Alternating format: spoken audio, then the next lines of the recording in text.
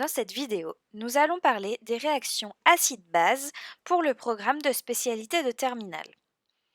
Les objectifs de cette vidéo sont tout d'abord de connaître les définitions des termes acide, base et amphotère, de connaître les couples acide-base de l'eau, de l'acide carbonique, des acides carboxyliques et de l'ammoniac, de savoir repérer un transfert d'ion hydrogène, de savoir écrire des demi-équations acido-basiques, de savoir écrire une réaction acide-base et de savoir reconnaître le schéma de Lewis ainsi que la formule semi-développée d'un acide carboxylique, d'un ion carboxylate ou de l'ammoniac.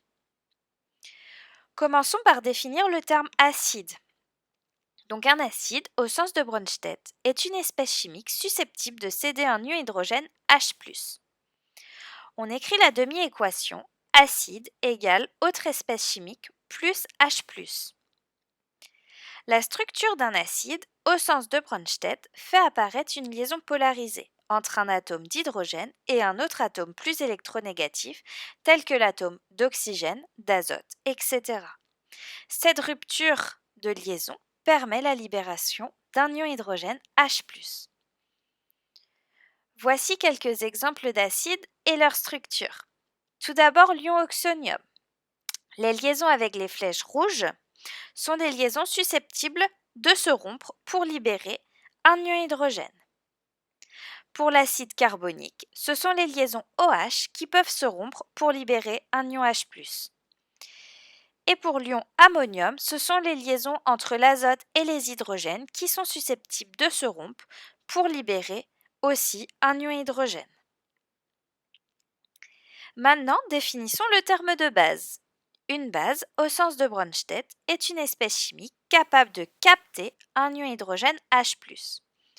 On écrit la demi-équation base plus H+ égale autre espèce chimique.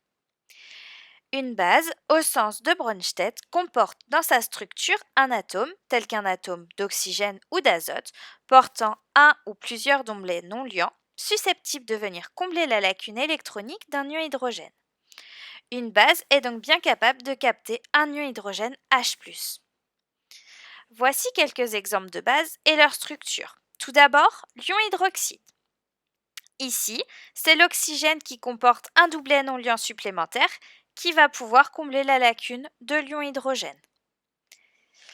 L'ion hydrogénocarbonate, comme pour l'ion hydroxyde, c'est l'atome d'oxygène qui contient un doublet non liant supplémentaire qui pourra combler la lacune de l'hydrogène. Et pour l'ammoniac, ça va être le doublet non liant de l'azote qui pourra combler la lacune de l'ion hydrogène. Maintenant que l'on a vu les bases et les acides, voyons ce qu'est le terme amphotère.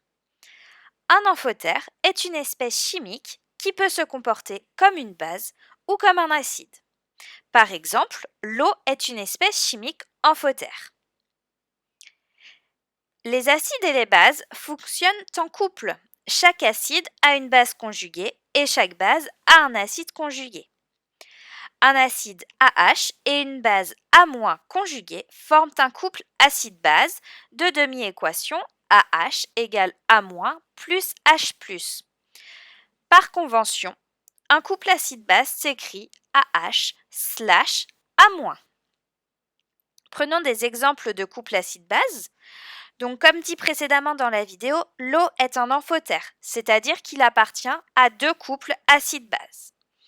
Le premier couple, c'est l'ion oxonium-l'eau, donc H3O plus H2O, et dans ce couple, l'eau est la base. Dans le couple O-ion hydroxyde, H2O, HO-, l'eau est l'acide. Il existe d'autres couples, par exemple l'ion ammonium-ammoniac, donc NH4 plus NH3, ou l'ion hydrogénocarbonate et l'ion carbonate, HCO3-, CO3-2-. Pour faire une réaction acide-base, il faut deux couples différents. Donc dans notre premier couple, on va noter A1H l'acide, A1- la base.